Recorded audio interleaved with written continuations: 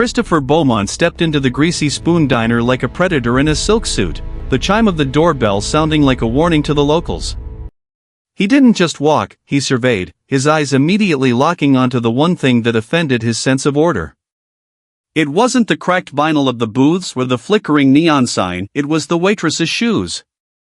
As Emily approached, his gaze fell to the floor, focusing on the jagged holes in her white sneakers. To Christopher, those shoes weren't just old, they were a choice.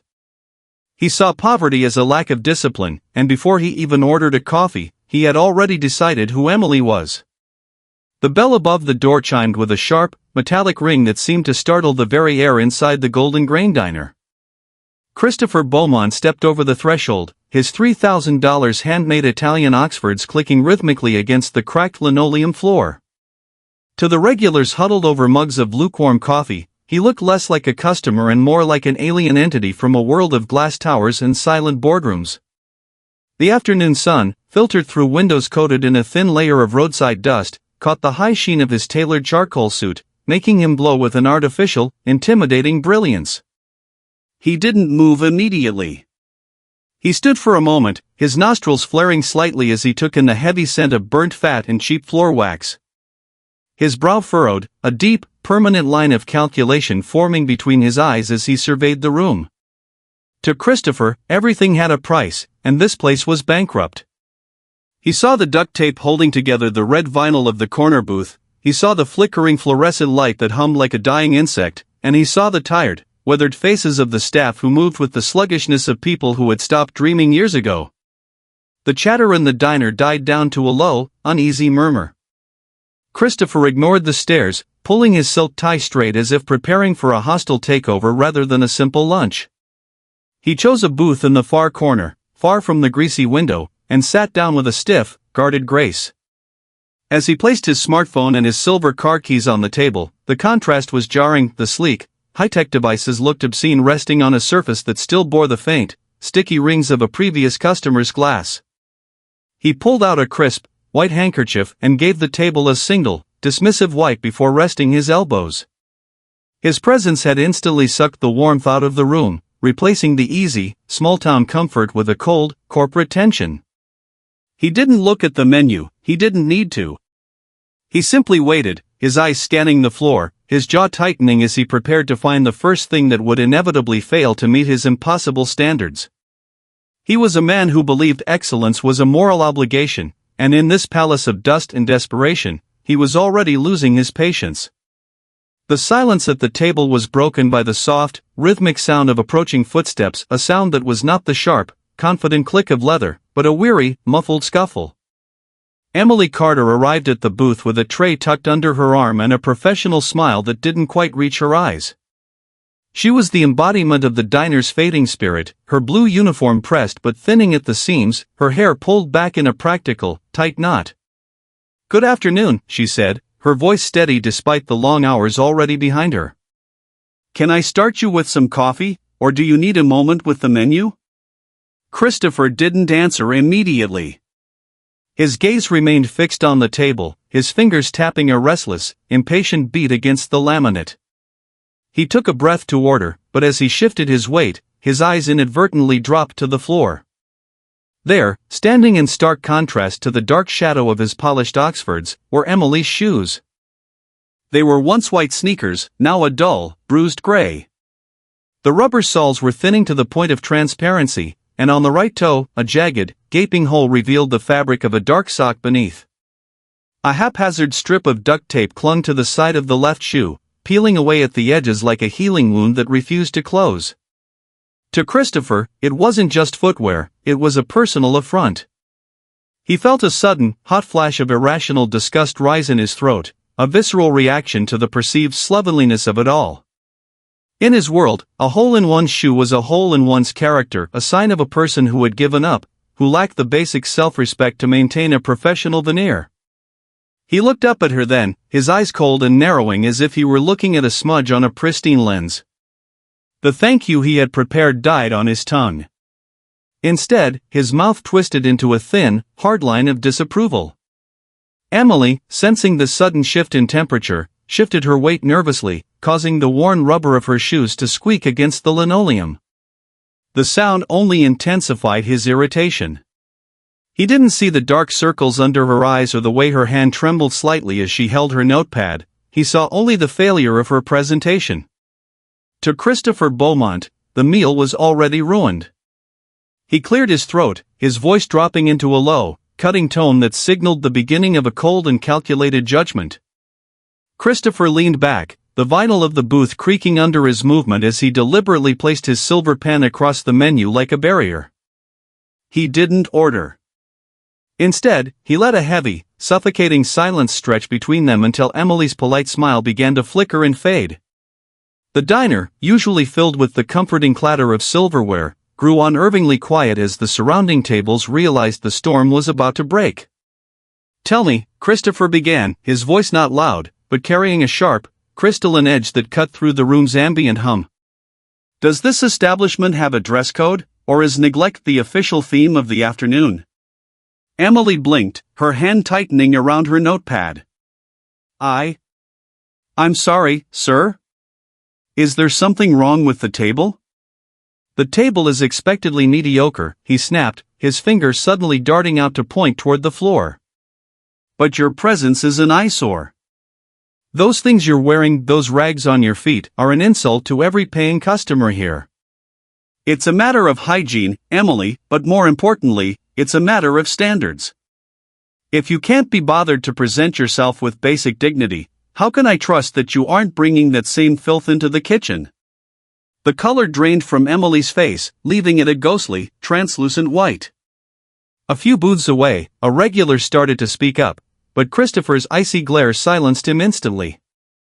Hearing the commotion, the manager, a portly man named Miller, hurried over from behind the counter, wiping his hands on a greasy apron. "Is there a problem here, mister?" Beaumont, Christopher finished for him, not bothering to look up. "The problem, Miller, is that you're allowing your staff to represent your business in tatters. Look at her. Those shoes have holes large enough to see the socks. It's pathetic. It's the mark of a lazy mind and a sloppy work ethic." Miller looked down at Emily's feet, then back at Christopher's sharp suit, his own desire to please a wealthy customer clearly outweighing his loyalty to his staff. He turned to Emily, his voice hushed and panicked. "Emily, I told you about those. Look, just go to the back. Now." Emily stood frozen for a heartbeat, her eyes glistening with a layer of unshed tears that she refused to let fall. She didn't argue. She didn't explain that she had worked 3 double shifts in a row. She simply nodded, her head bowed as she turned to walk away. Every squeak of her worn soles on the linoleum felt like a shout in the silence of the diner. Christopher watched her go, a smug, cold satisfaction settling in his chest.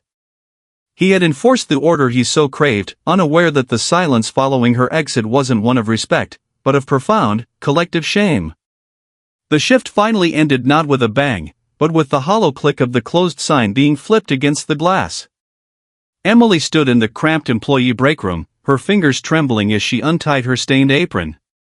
The manager's earlier reprimand still hummed in the air like a persistent headache, but it was the memory of Christopher Beaumont's clinical, cutting gaze that felt like a bruise on her spirit.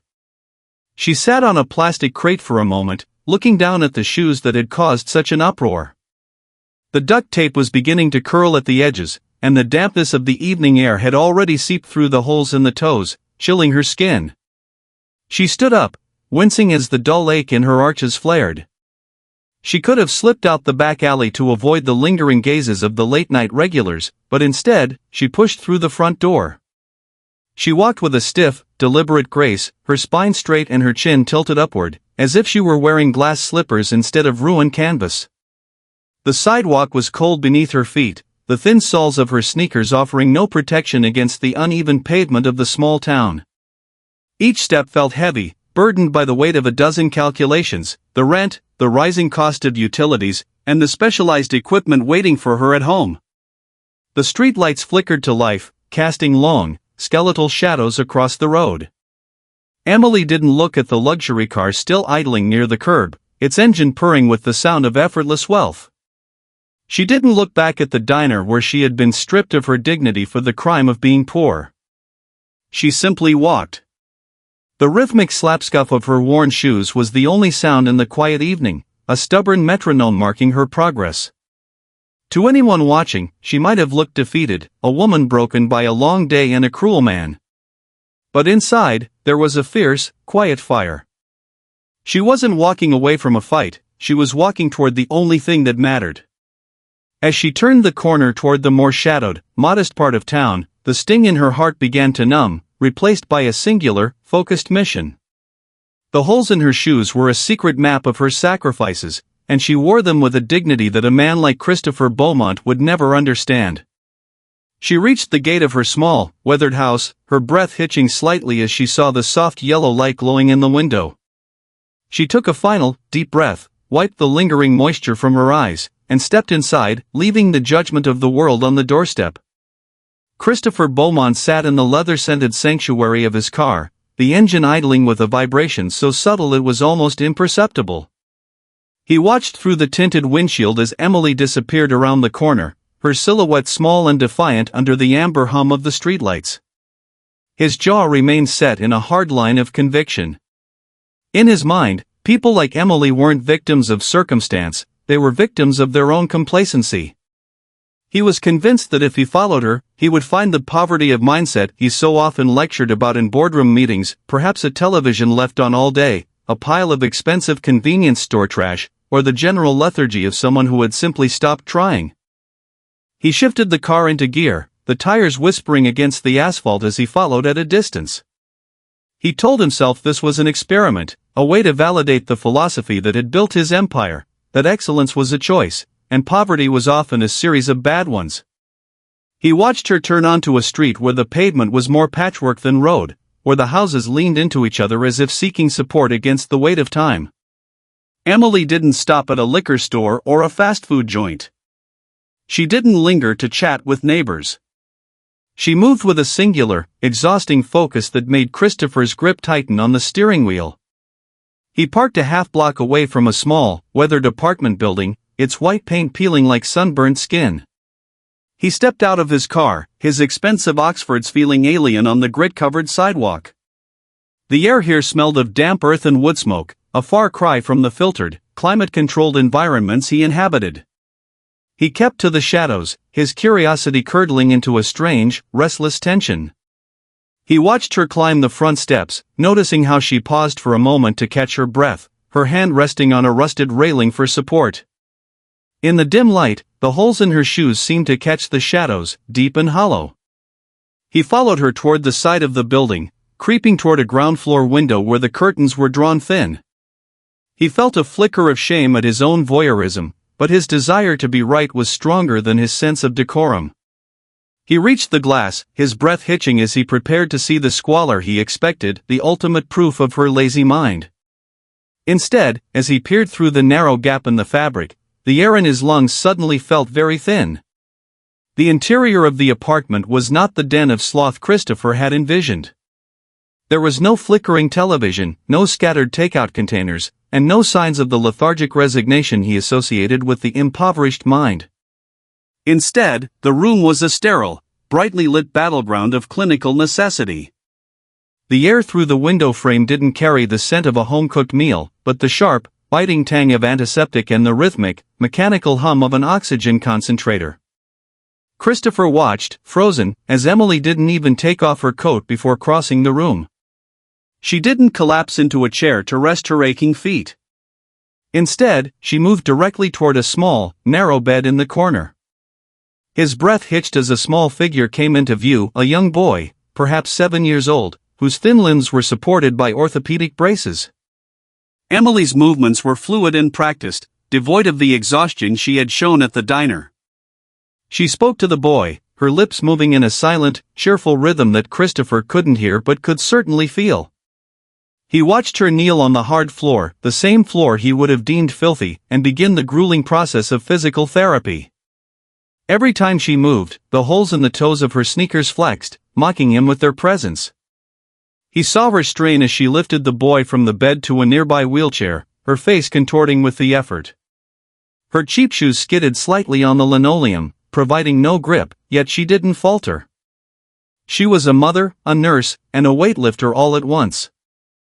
Christopher's eyes darted to the small kitchen table. It wasn't covered in bills for luxury items or expensive hobbies. It was stacked high with boxes of medical syringes, specialized feeding formulas, and a mountain of blue-tinted invoices. He realized then that the apartment was essentially a private hospital ward.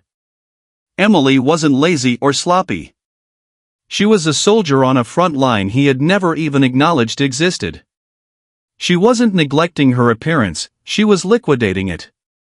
Every dollar that could have gone toward a new pair of shoes, a better coat, or a moment of rest had been meticulously diverted into the machines and medicines that kept the boy breathing. Christopher felt a cold, hollow sensation open up in the center of his chest. The shameful shoes he had mocked were not a sign of a lack of dignity, they were the very proof of it.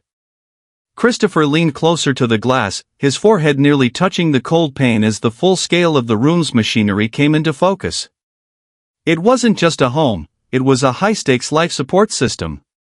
Beside the boy's wheelchair sat a tower of medical monitors, their small green screens pulsing with steady, rhythmic heartbeats. The soft glow of the displays illuminated the room with a sterile, emerald light, casting long shadows of the tubes and wires that connected the child to the humming machines. His eyes drifted back to the kitchen table, where a single ledger lay open next to a stack of blue envelopes. These were not the utility bills of a woman who couldn't manage her finances, they were the itemized receipts of a woman buying time. Christopher's sharp eyes caught the figures printed on the top page: physical therapy, $450 per session, custom orthotics, $1,200, monthly ventilator lease, $800. Below them, written in Emily's careful, tired script, was a running total that exceeded most people's yearly salaries. The realization hit him like a physical blow to the solar plexus. He looked down at his own feet, hidden in the darkness of the alley. His $3,000 handmade Italian Oxfords suddenly felt heavy, like lead weights.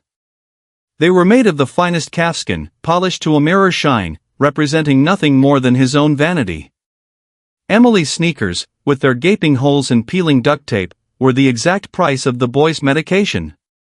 Every scuff on her shoes was $1 saved for a new heart monitor, every hole was a sacrifice made so her son could breathe through the night.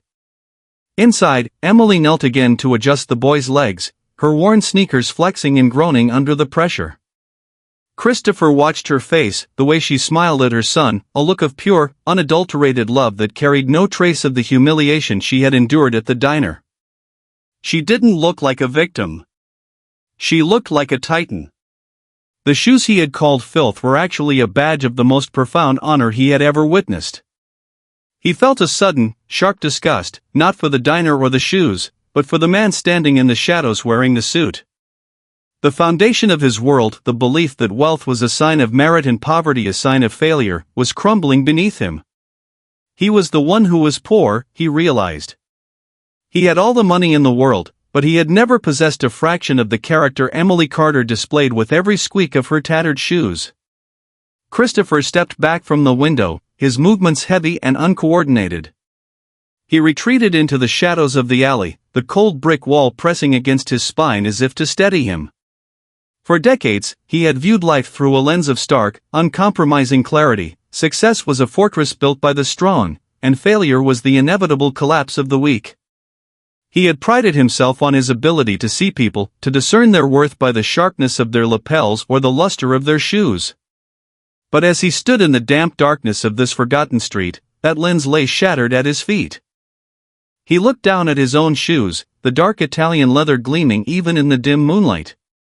They were flawless, pristine, and utterly hollow. They represented a life spent accumulating, a life where every step was taken toward more power, more status, and more self-indulgence. His shoes had never known the strain of sacrifice, they had never carried the weight of another person's survival. They were the trophies of a man who had mastered the art of taking, yet who had never learned how to truly give. Across the narrow space, through the thin veil of the curtains, he saw the rhythmic motion of Emily's silhouette. She was still moving, still working, her tattered sneakers scuffing against the floor. Those ruined shoes were a testament to a life poured out for someone else.